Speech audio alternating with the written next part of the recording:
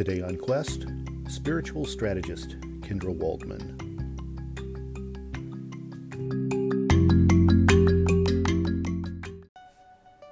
Life is a quest for logic and reason. It is a quest to find balance between science and faith. Life is a quest for knowledge and understanding. But most importantly, it's a quest for personal discovery. Whatever your quest, knowing yourself is the beginning of all wisdom. Welcome to Quest.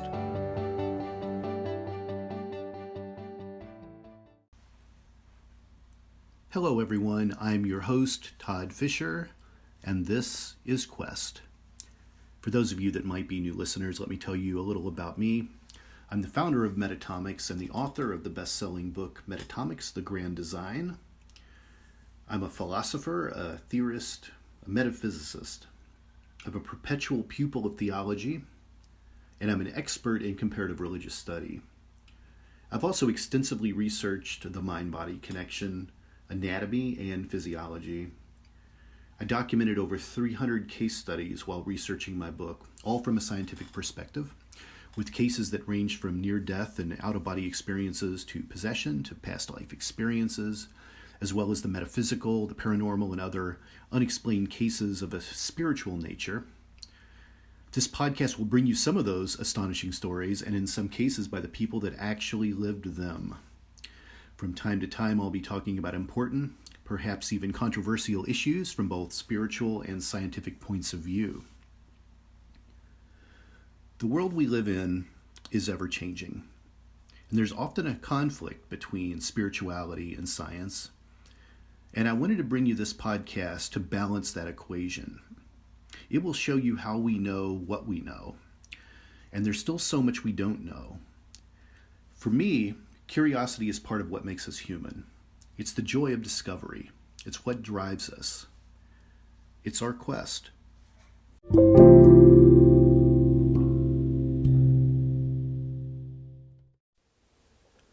On today's quest, Kendra Waldman joins me.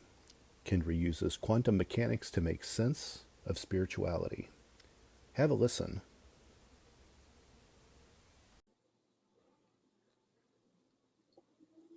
Hi, Kendra. Welcome to Quest. Hey there. How are you? Good. I'm glad we could do this today. I'm dodging thunderstorms on my end, but we're going to get this thing in between storms. So, I wish you well there. I'm from Florida, so I know all about them. Yeah, it's those typical humid air thunderstorms that come through, and this podcast won't come out for a couple of weeks. But at the time that we recorded this, there was a hurricane that just kind of hit in the Gulf of Mexico. So this is kind of the stuff from that coming up. So that's what we're dealing with right now. But I'm excited to have you. I've got a lot of interesting things I want to talk about today. So let's get into it. So you define yourself as a spiritual strategist. So tell the audience a little about where you are and what you do. Great. So I have a degree in mathematics, and for the most part, I didn't see numbers the last couple of years during my studies. It was all proof, it was strategy, it was quantum mechanics, a lot of problem solving, and often realizing that there's, certain proofs or certain theories have a conclusion, but often, like if you look at the quadratic equation, you can get one answer, you can get, an imaginary number, you can get no answer, which is, the empty set, you can get an absolute value, just like in life. So I started thinking, gosh, there's something to this, to mathematics, and there's already something with sacred geometry and everything like that with spirituality. But I started getting more hands-on with, is there always an answer for something? Sometimes, like I said, sometimes it's infinite answers, right? Infinity, Sure. right? As Yeah. the sun approaches whatever it is, your 40th birthday, like there's infinite answers to to a problem. So I started getting into like the solutions. I started getting into how the mind and how the heart work together in the equation. You know, the mind is not the heart. They are truly two separate entities. And so we can get into that. We can get into that further, but that's what I do. And I kind of feng shui the mind, you know, to open space for the heart. And I use a lot of vibrations. I use frequencies, vibrations to literally lift the frequency of the person and help to navigate higher consciousness on the planet. Nice. That's great. That's great. So tell me, did you grow up religious or spiritual? I did not. You know, I laugh about this because I grew up going to church 2 times a year, Christmas and Easter. So Yeah. I associated Santa Claus and the Easter Bunny with Jesus. So for me, it was just these high holidays, right? I mean, you know, I say high holiday, like, you know, Jewish, but Sure. and so I did not grow up religious. It was more of a formality. It was more of just like traditional, you know? So, and we would say a prayer every night. And I do remember on my dresser, I do remember my nightlight. I was scared of the dark. And now I'm, as a, you know, spiritual strategist, I'm like, the darkness I went through in my life it caused my awakening, you know, no fear of the dark anymore. Now I embrace that time that I went through darkness. But my nightlight was actually Jesus's hands praying. Wow. So that, you know, it is ironic. I looked at that every night before I went to bed. But I am not religious. I am fully spiritual, and to me, they are 2 different things. You know, religion, as beautiful as it is, it looks to the outside, to the Holy Spirit. Let's say, for example, one religion, and spirituality looks within to our own spirit. Right, right. And that story that you just told is very common. There are so many kids that grew up the exact same way. They were in church 2 times a year, you know, or you're there for weddings and funerals, you know, and that's the experience that people have growing up that way. When did things change for you? When did you really have a spiritual awakening where you got into this more? February 3rd, 2018. That was the beginning. Wow. A day before my No birthday. way. Yeah, it was pretty much the beginning, the birth of my next chapter. So that's ironic. I remember that date. It was a very tragic date. It was a very bad breakup. And that breakup led to a breakdown, which then led to a breakthrough. And the breakthrough, you know, will continually carry on happening, because the more you become conscious and higher aware, the infinite amount of, you know, what we can learn and how we can grow, you just expand and expand and expand. And so, but that's what happened. And after that breakup, I tried everything from talk therapy, you know, DBT therapy, dialectical behavioral therapy, which gives you techniques to try to get your focus off of the wild thoughts that are going through your head. You know, it's things like you look at in a room, how many things are purple, how many things are red, which is great for 10 seconds. And then the thoughts come back. I would try acupuncture. I tried everything. And it wasn't until I went away to an ashram that summer, and I didn't know what the hell I was getting into. I went to an ashram and I went for 4 days, and I knew something changed. Like, for the first time, I felt awake. And I can't explain it, because that was just the beginning. It was almost like, now I look back and I'm like, whoa, that was just the beginning of opening my eyes, you know, from like a deep dream. I felt like I'd been sleepwalking for decades. Right. And I began to wake up from this fog, and I went into the office and I said, it was in Greece on the island of Lesbos, this beautiful island. It's called Aphros, is the ashram. And I went in after 4 days and I said, I'm going to stay 4 more days. And they kind of laughed. They've heard this before from other people who frequent the ashram. 4 days goes by. I go back in. I said, I'm going to stay 4 more days. Turns into 3 months. Wow. I couldn't leave. I was on this spiritual high. I felt high, like I was taking some sort of drug. And I only left after 90 days because the EU only allows an American to be there for 3 months.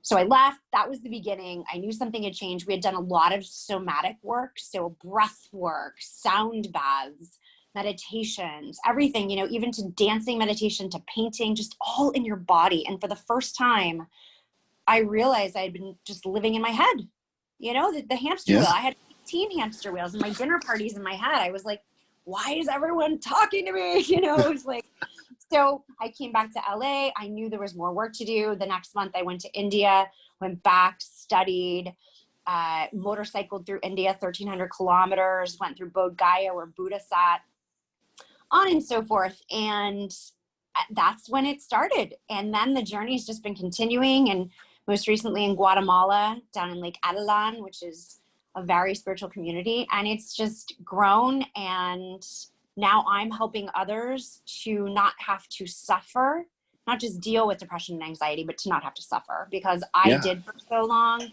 And I know there's another way. Yeah. And you termed it this way, you use quantum mechanics to make sense of spirituality. Let's go into that a little bit more. So it's about vibrations. It's about frequencies, right? Everything's we are energy, right? So have you ever wondered, and I know you've wondered, but I know you've talked about this stuff before, but we all have a body. We all have the same organs. We all have the same amount of teeth. I mean, give or take, wisdom teeth. We all have a brain. We all have a heart. So, when we take x-rays, we all have this, but what is it that actually makes us different? Everyone feels different things. It's our spirit, right? It's the vibrations. And so what I talk a lot about is getting the brain waves going from, there's beta, which is, so when I deal with the quantum behind it, it's an energy which can shift us into this higher state of consciousness where you feel like it's this out of body experience, yet you're so in your body. It's kind of an oxymoron when you say like out of your body, because you're so in your body, right? But it's this higher dimension. It's this fifth dimension and 3D here on this planet, but you're walking on this planet, but you're walking in another plane. And so we talk about, for the first time we might be multi-planetary species, like we're on 2 different planets, like the same species, but not, we're evolving. And so I deal with brain waves, right? And this changes through breath work, through sound healing, through Reiki healing. So the brain waves are beta, this is where, let's say, we are right now. We're in beta state. We're conscious. We're talking. We're having conversations. I need my brain to sort out what to say, what not to say. We can shift down then into alpha, which is more the subconscious level, which is when you're listening to music or you're watching a movie. So you're focused on something outside yourself, right? Right. Then you get into theta state, which is like this unconscious, it's a super conscious, light sleep, shamanic, if you're doing some sort of like plant ceremony ritual. Theta state is where the healing happens. That's the energy work. It's just by shifting brain waves. And this is why I talk about, science is no longer woo-woo. I'm like, don't poo-poo the woo-woo. Science is fully, spirituality is no longer woo-woo. Don't poo-poo the woo-woo. Spirituality is a science now. And they can read this with MRIs. They can read this with electromagnetic machines, and then in delta state is a deep, like where you can astral travel. So that's what I talk about when I talk about frequencies, right? It's these other dimensions that when you're having a third eye experience, which is in this beta, you and delta, you are quantumly not here. You're levitating. It's this beautiful, and we all have the power to do it. It's just getting out of the damn head, Right. You mentioned in the introduction about kind of the heart and the mind working separately. There's actually a lot of science now to support that the heart is actually kind of a mini brain, and the Yes. spinal column. Basically, anything Yes. that is a chakra is a Yes. mini mind. Yes. And for the first time, we have real science to support that. And so it's funny, because if you think about ancient wisdom talking about this 2,000 years ago, you know, it's only now really being supported in science. So you're starting to see it show up more, and the medical community is accepting it more now that there is actually science behind it to support that. And Absolutely. The Heart Math Institute, Joe Dispenza does a lot of work with them, and I'm sure you've heard of them. Mm-hmm. Yeah. Yeah. So of course you have. I didn't need to ask. That was rhetorical. You know, Joe Dispenza, who talks about, I mean, he has a book out, you know, he has several out, but Becoming Supernatural. And he talks about all of this topic of conversation. And the chakras, you know, yes, heart math, it's like, that is the new brain. Not new. I mean, this, again, thousands of years, but it is now becoming mainstream. You know, I joke about how breath work's becoming mainstream. They've been doing it for thousands of years. It's kind of like kale has been around and growing from the ground for thousands of years, but all of a sudden kale's on every menu, right? Yeah. So it's the same thing. Like, now breath work, what I say, I've created like a diet per se for chakra healing, because I do pranic healing, I do Reiki, I do sound healing, all this, but I also do chakra healing. And the chakras are the organs of the soul. So we have organs in our body, and the chakras are the organs of our soul. And just like you have to eat clean food for healthy organs, you have to eat clean energetically for healthy chakras. And just like you do a cleanse for 7 days of certain foods and whatever it is, you can cleanse the chakras, you know, and that's what raises the frequency. You feel sluggish if you have, you know, too much sugar, or you feel whatever it is. You can feel sluggish with too much trauma in your body. You know, so I absolutely agree with you. It's the architecture of the soul. And yes, they each have their own, you know, dimension. And I'm happy to talk more about that. I could go on and on about each chakra, but so I want to move into something else. So you work with private clients right now, is that correct? I do. Yes, I do. And how does a normal session go when someone comes to you?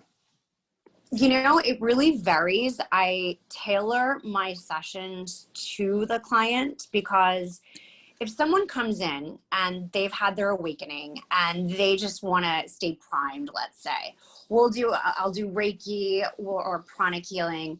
I'll do a sound healing, you know, sound bath with sound bowls and tuning forks, just to get their frequency pumped up, like, you know, recharged, right? But if someone hasn't had that epiphany yet, they might have a lot of trauma, and you have to release that trauma first before you can go into sound healing, because then you're just playing music and they don't know what the heck's going on, and there's not space, you know, like I say, feng shuiing the body, there's not space for them to grow. You're just kind of throwing stuff at a wall.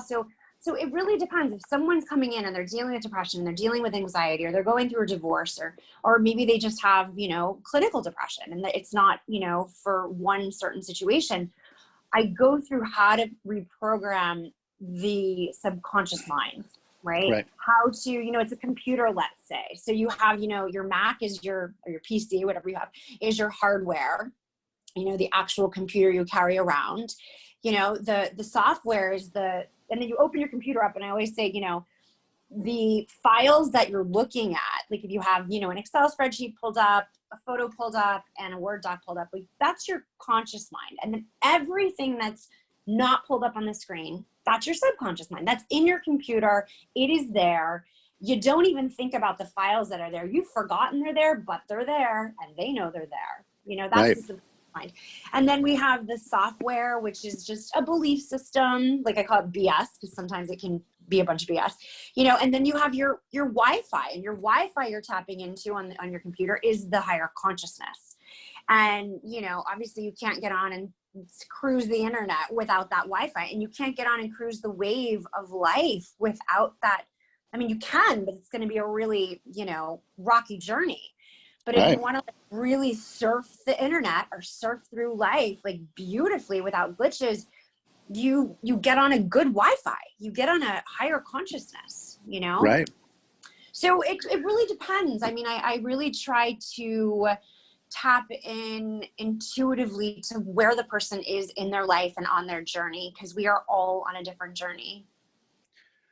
Has your business model had to change in the COVID world? A lot of a lot of people that need to be in the same room together, you can't really do that so much anymore. Have you had to adjust and modify how you work with people to be more virtual, or do you still continue your business like it was? Or it's a yes and no. Mm-hmm. I had private clients, and now I think this has allowed for so many of us, as sad as it is what's going on and people passing, it is allowed a reevaluation of our life. And I'm realizing that. So I do online clients. It's become, we're coerced to do it. And it actually has been beautiful, because now I have clients in London. I have a client in Germany. I have a client, all over in New York, which I was just doing in person before. So it's really opened up this whole new realm of possibilities. And I've also, with COVID, now I'm getting into doing more group Zooms, because it's cheaper for, some, it's more affordable for some. I also have masterminds that I'm in the process of developing that, if you're going through a divorce or, childhood depression for kids, we don't learn in school how to self-love. So that's something I also talk about. But so as far as this, right before COVID hit, I was in the process of navigating and planning retreats. So my method is the home method. I call it, if home is where the heart is and you're really in heart space, then you're always home. Like, you could be on the freeway, someone cuts you off, but if you get out of head and get into heart with pure gratitude, pure love, you're home, So I wanted to run these retreats around the world globally, because I have so many friends now through the ashram and whatnot, called Going Home. And then this hit. And so, that's been a disappointment. But like I said, I've gotten to reach more people this way through Zoom. Yeah, absolutely. It has changed the dynamic of stuff. Zoom has really changed how people are functioning in the world today. It's pretty amazing to see it. It is. I talked about this on another podcast, so I'll just be brief on it when I talk to you about it. But I think during this pandemic, we've seen the best that social media has. Generally, I'm not a fan of social media, because I think there are too many people that are posturing and creating a different image than what they really are. And I think it really breaks people down of their worth when they're constantly compared to other people and other things. But I do agree with you. It's a causing an identity crisis amongst, globally. I do agree with you.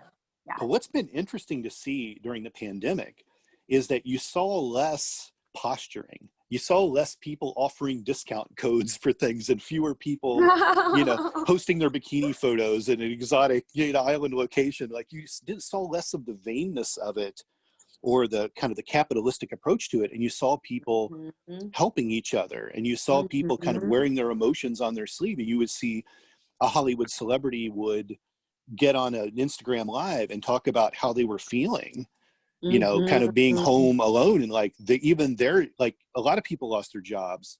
Celebrities lost their jobs too, in a way, because this whole industry shut down. And these people, this is the first time they've experienced something like this. And it's a global shared event, which is what's really fascinating about it, is that we're all going through this. I used this comparison before in something that, when 9/11 happened, certainly if you were American, you felt that was a big deal. That was the biggest event on American soil since probably Pearl Harbor. And if you were a New Yorker, it's a scar that has stayed with you for a very long time. I was there. I know. And so but that's a shared experience among Americans. But this Mm-hmm. pandemic is a global shared experience, and it's a Mm-hmm. much different thing. So what you're feeling is what someone in London is feeling, and someone in Berlin is feeling. So it's really interesting. So on social media, you started to see, like Bono doing songs from his front porch, and like you started seeing comedians do things for free online. And I thought it was really interesting to see how social media shifted to want to nurse people and help people. And of course, now it's backsliding back into what it was before. But I thought that was really interesting. And Zoom, which most people knew nothing about. Yeah, I before, know. Their stock went up. yeah, having stock in Zoom was probably a great idea, because what they offered was not Skype and wasn't FaceTime. It was incredible what they could do. So you have whole communities of people getting together and having these conversations and face-to-face. The whole business models have changed. And I and absolutely agree. and in the ability to work from home is much different than it was 6 months ago.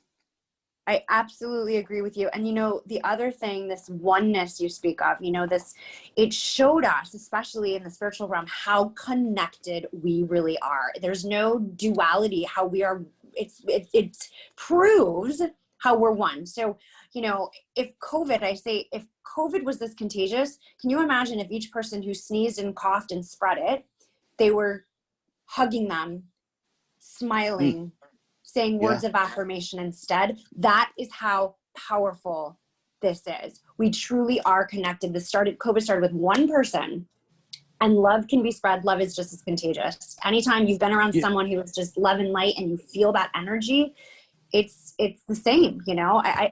I totally agree. And I think that's why so many of these, artists, celebrities, singers, actors, whomever, they're tapping into something we've never, like you said, exactly like 9/11 brought, our country together, or World War II was a world war, but certain, let's say Argentina wasn't really involved.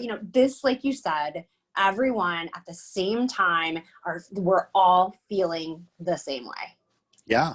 And This year in particular has really been a very weird year, because we've had COVID, we've had protests, we've had riots, we have kind of a worrisome presidential election year. We have NASA said on November 2nd, there's a near-Earth meteor flyby that's going to be incredible. It's like, what more can we pile on to 2020? Where do we hide? I'm curious. So do you find that people gravitate toward spirituality more in tough times, or do they lose hope and in turn lose faith during events like this? What do you think goes through people's minds?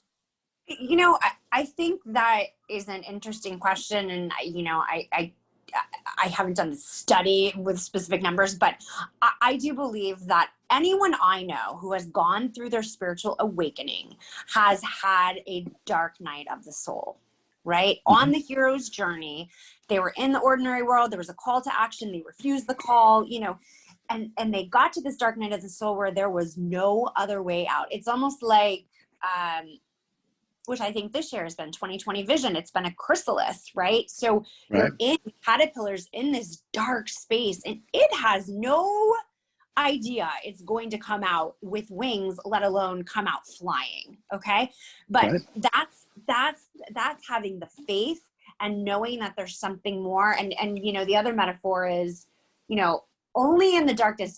I'm in Los Angeles, and it's very difficult to see stars above because of all the city smog, right? Yeah. And the city lights. So last week I went out, or a couple weeks ago, to see the meteor shower, and we were out in the middle of nowhere, and it's so intensely black, dark, pitch black sky that you can see thousands and thousands and thousands of stars, infinitely many, right? Right. And so in that darkness is when the shining stars, you can see them. It's like only in that darkness. You got to go get that darkness to see those stars.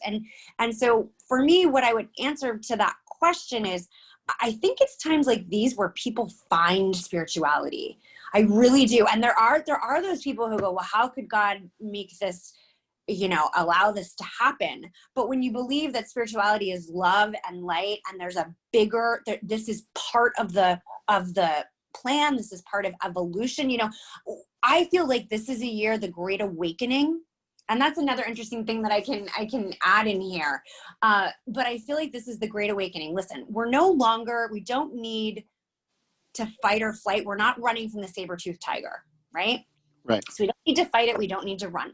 We can actually just sit and I don't mean freeze, but I mean sit in a place of love. There is real fear to feel, but most of the fear we feel is not really on solid ground. Like we have these fears and things haven't even happened yet, you know?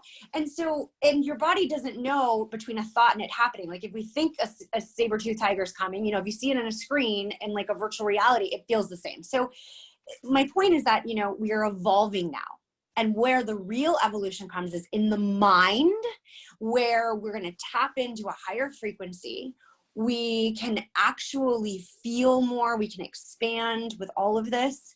And I had a point to this. Oh, the Great Awakening. And so we're coming to this time where it's been a beautiful space of this was part of the plan. This all had to happen. You know, as sad as COVID is, something had to happen. Something had to wake us up. Right. Right. So, and I did this, I got to tell you, I had this crazy, like Todd, this is crazy. I had this idea. I was meditating, and it was in February, I had this idea to do the Great Awakening calendar.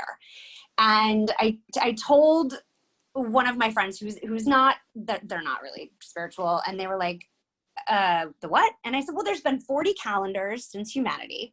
And I said, right now there's about 7 in use per se. Like there's the Chinese calendar, the Hebrew calendar, the Gregorian, which we use. I said, well, if some of us don't, Christ was an amazing man. You know, I think he was absolutely enlightened, third eye, all that.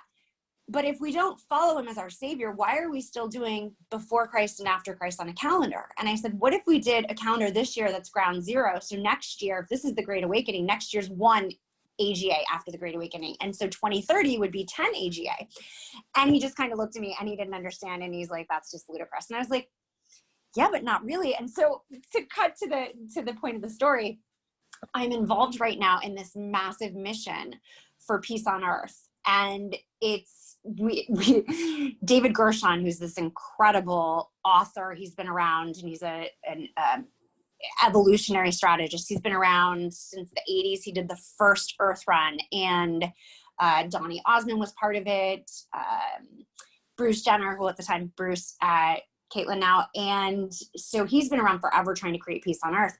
So I said, you know what? I think he's going to like my idea. So I took him my idea and he goes, let's do it. And so I announced on a Zoom a couple weeks ago, you know, with 20,000 people, and I've been getting messages from around the world. They're like, great, let's do the Great Awakening calendar, you know? So this is the spiritual revolution. Like, I don't know. That was my next question, actually, was the Great Awakening calendar. So you answered it. Yep, the Great Awakening calendar. And so now we're trying to, so it's the greatawakeningcalendar.com, which we're going to launch fairly soon. We're actually like, it's just, I literally had this idea and I said, let's just do it. So, you know, I'm getting this like logo done, and I'd love to just kind of, you know, put it on bracelets and wherever, because this is, you know, yes, there was a spiritual revolution, Woodstock, but this is really global now. And I feel like this is the year we're waking up. So yeah, I'm excited. I didn't know what the Great Awakening calendar was. I wanted to ask I about made what it it up. was. It's really fascinating to me to think of it like that. I made it up. up. I'll have to actually like ponder this for a while after this podcast to think about it, because with the way I kind of try to structure things is I try to think about, and I always ride this fine line between spirituality and religion. That's kind of where my metatomics world is in the middle there. Right. And so it's always interesting to me to think about things like biblical prophecy and what has to still unfold or what we're heading toward. Although that isn't necessarily, it doesn't have to necessarily be in context of a particular type of calendar, though. And I'm always kind of philosophize about the human constructs of what time is anyways, and if it's even important, exactly. you know. That's a whole other thing. Yeah, that's a whole other thing. So a calendar. So you like the idea of the calendar, or you don't like the idea? No, I do like it. It's really interesting. I hadn't quite thought about starting, you know, with a year 0 and a year 1 again, but and earmarking this. I think the only gray area I have in it is whether COVID is the beginning of something much bigger, and that we might be in a 10-year span of time with a lot of really awful shit that's going to happen before I would have a year 1. You know what I mean? Like that's how I think about it. Believe me, I thought, you know, this could go on forever, but this is when, you know, this is, you know, it's like when a child is born, and it's not a great metaphor, but when a child's born, you know, they're 0 and they're not 1 until they're 1. So it's like this is year 0, and then next year is 1. But I know it gets tricky with numbers. Either way, it works because you're seeing the beginning of something new. You're seeing the beginning of a new movement. It might be birthed out of something awful, but you're seeing something change. So that it could be year 0 totally makes sense. Yeah, it's just you know, it's a birth of something bigger. It's a birth of a new earth, as I like to say. So I hope so. I hope people stick with what they're finding, because you know, my issue with Americans in particular is how fickle they are. Oh, I know. I mean, I lived in Europe, so I know. I came back here and I was like, what is going on? Yeah, you know, people are fickle. They, you know, they do things that are trendy, or they hopscotch around from this to that, or, you know, one day you're a fan of this ball team and the next time you're a fan of this one, you know, and it's like their interests shift constantly. It's like there's no loyalty among It's so true. So I'm hoping that people that are going through a terrible time, who are looking towards spirituality or religion, stick with it. I'm hoping that it helps them enough to where they stick with it, and that when things get better for them, they don't abandon it because their life is better, you know. And that's always my fear with this kind of thing, is the dedication people need to put into it. And that's the teaching that you need to give and other people need to give, to try and instill in people that this is an ongoing process of you evolving your spirituality and moving forward and being able to be better, and to stick with it. Even if it's minimal, stick with it some, if you can, you know? Absolutely. And you know what, I to piggyback on that, I love what you said, because you know what, they're not like mutually exclusive. Like you can be a devout Christian and still find spirituality. Like you can still continue on that path, but also learn ways through breath work and through sound healing to raise your own vibrations, right? Yeah. Where you're not only, right? So in addition to you going to church on Sunday and praising to God, you can also find ways within you to take your power within you. Like you are your own superhero. Like, yes, Jesus is your superhero, but like you can also be your own superhero, you know? And so, yeah, I mean, it's not just for people who are not religious or who, you know what I'm saying? Yeah. I want to ask you a question about sound healing. So a big part of what I'm doing in Metatomics right now is I'm doing a lot of research about frequencies and wavelengths, and I'm getting into all types of things in regard to that, kind of a vibrational study, you might call it. Mm-hmm. And it's for research that's very far down the line. But I'm curious, and I'm reducing this down a lot, but do you think that sound healing can work on a Zoom platform, being that there are audio limitations to what you can get virtually like that? Do you think it's as effective as in person? It's a great question. It's a great question. Do I think that there's healing effects of sound in general, you know, no matter what the frequencies are that are coming through? Absolutely, because, you know, you hear a song, it makes you cry, or it takes you back to that moment, or you hear a song and it makes you laugh or gets you excited and you feel like you're in 7th grade again with your inner child. So emotions come up with music, right? It's the same thing when we're playing healing music, emotions are going to come up. So yes, in general, a blanketed statement is yes. Now, if I'm doing specific frequency work, like with a tuning fork that's 528, it's not going to register as 528 on Zoom per se. You know, 528 is the love frequency, 432 is harmony. And so that gets a little tricky for that stuff. But, you know, there are people who are sound healers who are doing tons of sound baths online, and I think it's more just for the guiding overall relaxing, blissful, peaceful sound. But yeah, it is a great question, because it is not going to be the same once it's carrying over. Yeah. I've seen some people with incredible setups. They've got things really mic'd well and really mixed well. And then at the end of the day, you're still at the limitations of what Facebook or Instagram or Zoom are sending across. Right. And that's my worry. And also, how people are listening to it on the other end. There's so many variables with that. So many. I could be listening through my little tiny speaker in my iPad versus my Bose earbuds. And even then, I'm not getting what you're delivering on your end. So I'm just kind of curious. I see a lot of people advertising sound healing, and I'm just curious how effective it can be in a personal session like that. So I was curious. I'm not trying to knock it at all. It's a great question. And I think it's a great question. And I think that in general, it's healing, and anytime you hear graceful, blissful music like that can take you to another level, I don't think it's so much about the exact frequencies anymore, unless you're in person. But it's still healing as hell. For sure. Yeah. It's still going to elevate your mood. It's going to give you better focus, better decision making, all that stuff. So Sure. Do you think that we're seeing the kind of the end of what we're going through in 2020, or do you think that we're going to head towards something worse in 2021? I think that's hard to say. I mean, I'm not a psychic. I'm intuitive, and my gut tells me that because we're out and about, and that it's going to continue. Like, how does this virus die unless it's not being spread? So I feel like this is going to be. I don't feel like it's going anywhere. And so I'm like, well, if COVID's not going anywhere, that that means we can't go anywhere. So I don't know. It's funny because I've been in New York most of the year. And of course, Manhattan was the hot spot for this for a very long time. Right. And it was like, stay away, you devils, like you all are the worst. And now LA is like the worst. I know. And Manhattan's not. And it's funny because you LA people, you love to go socialize and do stuff. You can't keep LA people in their home. And it's got to be tough to unless there's traffic. Yeah. Well, I think. Yeah, and that leads me to a point that I think is so vital to stress, is that this has caused such mass isolation and more depression and anxiety, which is normal. We aren't meant to live in isolation. Like, we're tribal by nature. Our biology is tribal.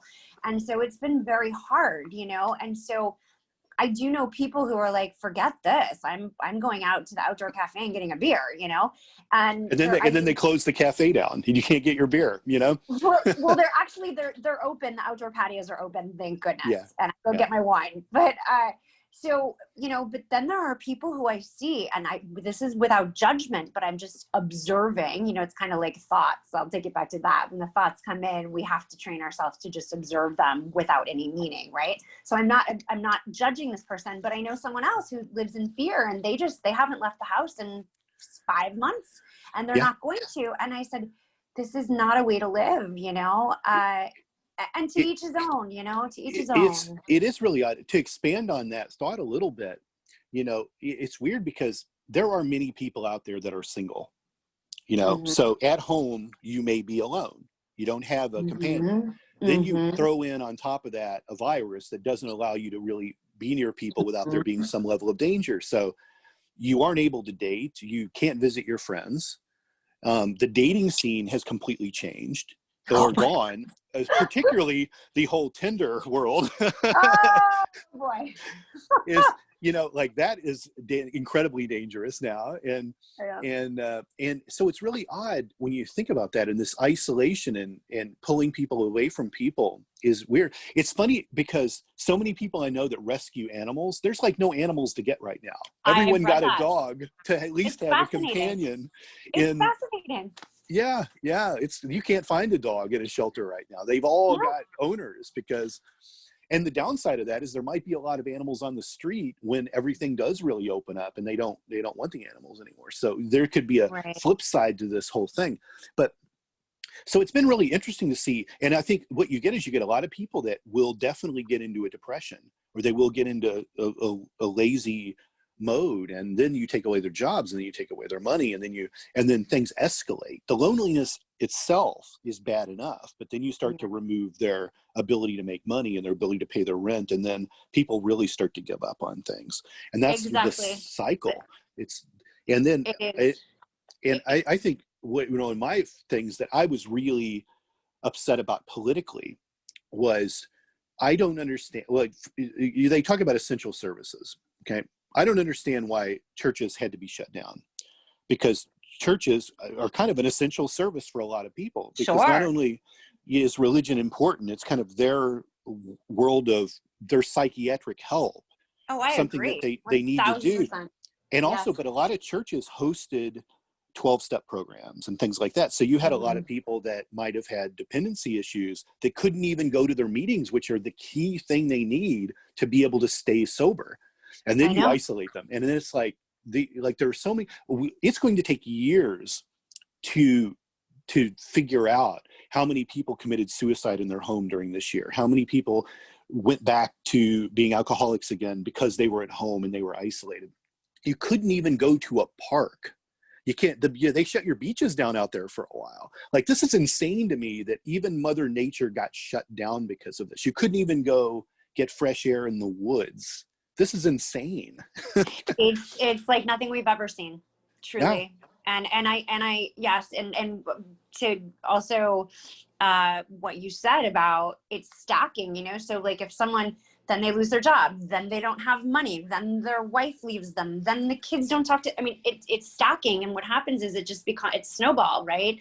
I volunteered at a suicide hotline, and this is exactly what leads people to take their life. It's too much to bear, and it is sad. You're right. It is very sad. And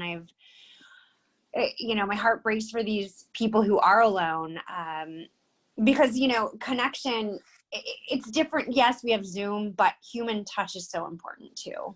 Absolutely. Absolutely.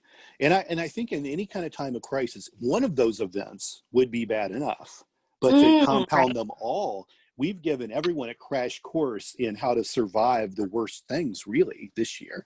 And I hope people understand that and realize that and connect with what's inside them and finding their spirituality and having hope and having faith rather than, leaning toward the needle pointing the other way and the doom and gloom of it all. And that's what's going to be really fascinating to see. There will be scientific study after scientific study on this crisis for years to come, what went on this year. Like, we'll be hearing about, and it's always interesting because you always hear the story about, well, history will decide how this is told. The story will be told.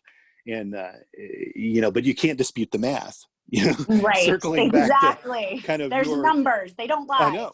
Yeah. The numbers don't lie. And eventually they're going to start to figure things out, but it's chaos right now.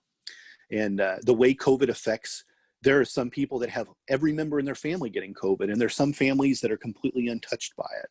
So is it a genetic thing? Is it an origin where you came from? Is it, how is it picking and choosing who gets this? Is it weakened immunities? Is it the people that smoke weed are getting it more than someone who doesn't smoke at all? Like, it's like crazy to think about. Like, they don't even have any idea how to combat this, because it's just so random and it takes on so many forms. It has so many. It's like, I always joke about this on my podcast. Oh, my elbow itches. Oh, you must have COVID. Because that'll be a symptom next week. If you have an itchy elbow, it means you've got COVID. It is, because it takes on everything. It really does. It's you're right. It is really irrational in a way, because there's no rhyme or reason. I protested during the Black Lives Matter movement with 20,000 people, and I got tested. I was negative, but none of us got it. And then someone goes to a bar with 20 people and they get it, So yeah. I just don't know. And if you got tested 3 days in a row, you might have 3 different results. Right. Well, that too. It's crazy. It's just like, I have to be honest, like, I haven't let it affect me. I was, for a while, kind of a little bit geographically isolated, a little bit north of Manhattan and my little compound up there. But But I've still traveled. I've still done things. I can't let it affect my movement moving forward and the research Right. that I have to do. And I'm willing to risk my health personally. I'm negative, so I'm not infecting anyone, but you just never know. Like next week I'm I like, could. you're not negative. You're really a positive guy. When you said I'm negative, I was like, what? I'm a half empty kind of guy. So you've got, as we start to move toward the end of the podcast, so you've got this Great Awakening calendar that you're doing, which is really cool. So I'm looking forward to hearing more about this. What's next for you? What's the next thing for you personally? Where are you going next? What are you doing to move your spirituality forward? And what's next for the service you provide? So yeah, I feel like I have a lot on my plate right now, and I probably because I'm so hungry to really help create change, right? So I have a lot on my plate, and it's okay. I have the Great Awakening calendar, which we're working on, and like I said, I presented that to. You can go to peace2030.earth. It's this global mission to spread peace, and so I've created a team here in Los Angeles. And there's locals on it, but there's also there's people there. It's pretty global. But what happens is for 1 hour a week, I guide on the frequencies that David's taught us, and then everyone in my group. So it's basically taking it from a low frequency to a high. So it's going from fear to love, going from competition to cooperation, all that. Then everyone in my team creates their team, and it's exponential. So working on that. That's a big project. And then my home retreats, which when things start opening, will be COVID, very aware of, space and, taking temperatures and all that. Sure. But that's one of the things. And then I'm working on something else that I came up with, just like the love languages. Gary Chapman came up with the 5 languages of love to kind of make it easy to understand how to communicate with one another. I came up with, I call it an equation for human connection, and I call it rise to the equation instead of occasion. And so it's how to find connection with others, no matter how different you are. It's how to bridge the divide, whether it's, socioeconomic difference, gender, race, whatever it is, it's how to bridge the divide. And so I'm finalizing that. So that's another project. But yeah, I'd like to come back on, and I feel like there's so much, we could talk about for hours. Absolutely. About these projects, but whenever I have a new guest on the podcast, I try to just cover the broad strokes, and then I know. we will circle back and isolate certain things and do another episode about that, because I would love to have you come back as a guest. So you kind of wrapping up with you, your event that happened on February 3rd in 2018, you said it was? Yes. Yeah. So you are fully healed from what you went through, taking this path that you did, right? It's so crazy. Of course, it's still, a memory is still in my mind, right? But it does not have the negative charge that it had that pushed me into that awakening. So I am so blessed to be healed, to be free, to be liberated from that pain. And that's the trauma work. That event no longer means everything I made it to mean. It was an event that kickstarted my awakening, and I am forever grateful. So here in a little over 2 years, but you have led by example from your own trauma. And that's what makes you great at what you do, is that you are proof that this system that you've developed works. Exactly. I'm always like, do you want to go to a trainer who's never been 5 pounds over, or do you want to take from a trainer who's lost 300 pounds? I think I would take from the person who lost 300 pounds. Same thing, do you want to, there's healers who have not seen the depths of darkness, but I have. And I can tell you that because I've healed from it, I can tell you that you can too. Yeah, absolutely. Absolutely. Well, yeah. I'm interested to keep following you and what you're doing. I definitely want you to come back on a future episode, and tell everyone, how can people reach you or find you out there on the interwebs? So for right now, Instagram is my go-to. It's Kendra Waldman. So Kendra Waldman, Waldman. Yeah. And that's you're where there as the spiritual strategist, so they will find you. Definitely go like her, like and follow her stuff and see what she's about. So thanks for coming out, and let's do it again soon and talk about all kinds of other stuff. Of course, and thanks so much for having me, and thank you for holding space for these amazing conversations that need to be had. I appreciate it. Thank you. So we should do the next podcast on day 1 of year 0. Well, it'll be 1. That'll be year 1. This is 0. So sure. Well, I want to be on New Year's Day. We have to mark the occasion. I want the first holiday of the new Great Awakening calendar. All right. Because we get to reset all the holidays, right, with the new calendar. That's only fair.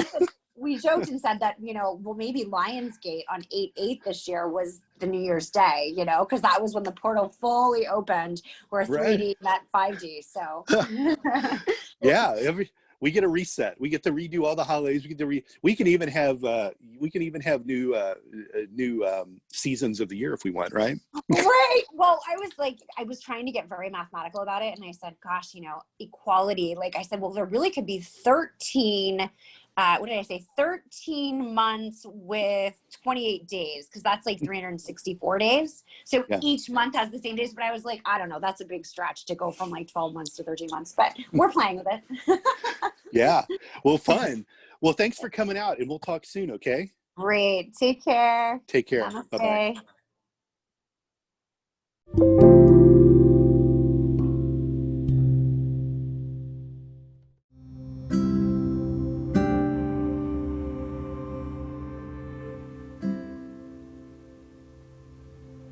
There you have it.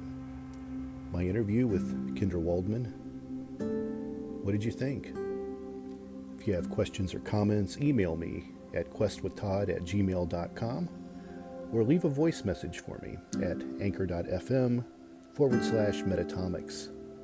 See you next week on Quest. Thank you for listening to Quest. Please be sure and rate and review this podcast.